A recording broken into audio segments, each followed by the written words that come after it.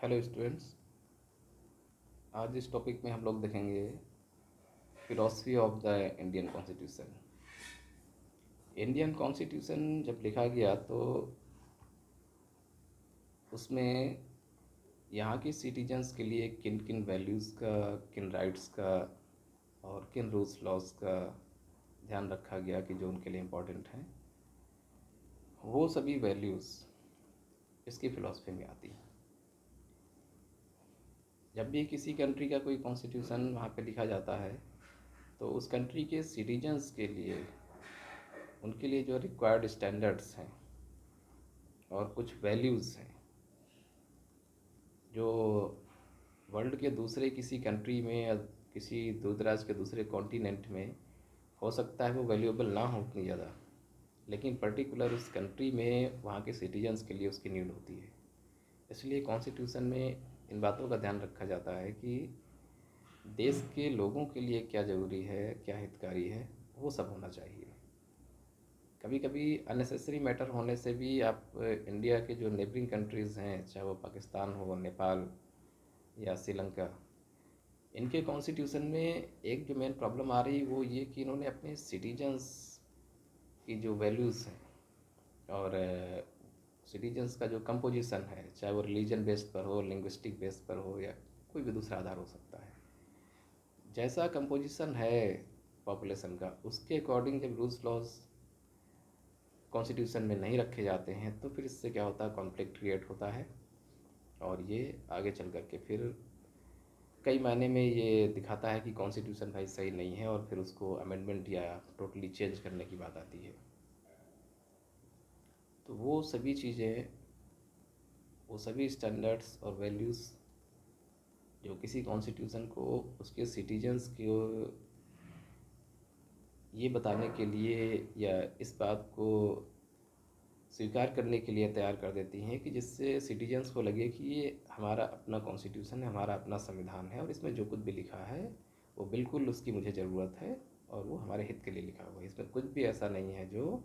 Unnecessary है या हमारे लिए ठीक नहीं है। तो किसी भी कॉन्स्टिट्यूशन की मेन फिलॉसफी में यही होना चाहिए। देश के हर नागरिक को लगना चाहिए कि ये उसका संविधान है और उसमें वही सब लिखा हुआ है जो उसके लिए ज़रूरी है। तो ऐसे ही इंडियन कॉन्स्टिट्यूशन की फ़िलॉसफी में अगर हम लोग जाएंगे तो इसमें भी आपको जो कॉन्स्टिट्यूशन की प्रियम्बल है, उद्देशिका है, उसको जब आप एक बार रीडिंग करेंगे तो उसमें वो सारी चीज़ें दिख जाएंगी। ये इंडिकेट कर देता है कि आखिर कॉन्स्टिट्यूशन में किन किन चीज़ों पर जोर दिया गया है और इसका बेस क्या है।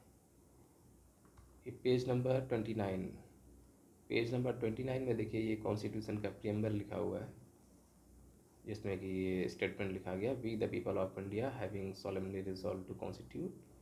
India into a sovereign socialist secular democratic republic and to secure to all its citizen, आगे दिया हुआ जस्टिस लिबर्टी इक्वलिटी फ्रेटर्निटी। ये सभी जो इसमें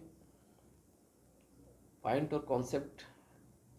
अंडरलाइन किए गए हैं, जिनमें डार्किंग से दिखाया गया है, बोल्ड लेटर में है, ये इंडिकेट करते हैं कि कॉन्स्टिट्यूशन में इन सभी चीज़ों पर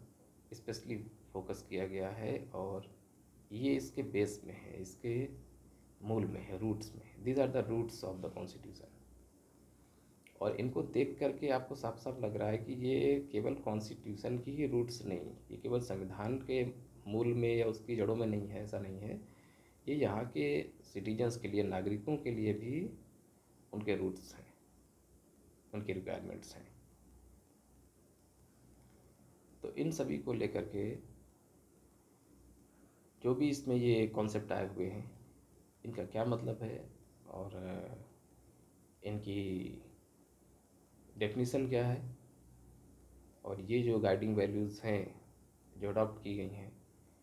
इनको किस तरीके से सिटीजन्स को लेना है और सिटीजन्स के लिए किस तरीके से बेनिफिशियल है, ये आपको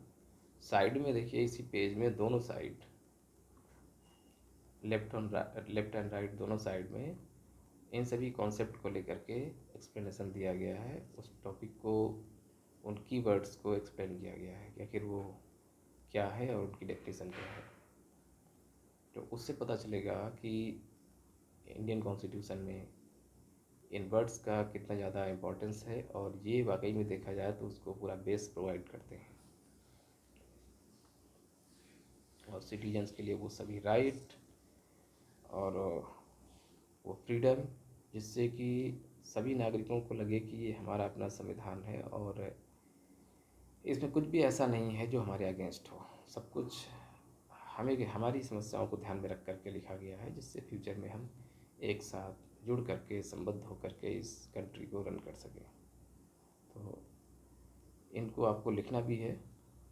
और शायद आपने कुछ स्टूडेंट ने अगर नोट्स में लिख भी लिया होगा। तो ये जो लेफ़्ट और राइट साइड में कुछ ये टर्म्स हैं, कॉन्सेप्ट हैं और इनकी डेफिनेशंस हैं, इसको कॉपी में नोट भी करना है, और वन बाय वन हम लोग नेक्स्ट टॉपिक में इनको एक्सप्लेन भी करेंगे।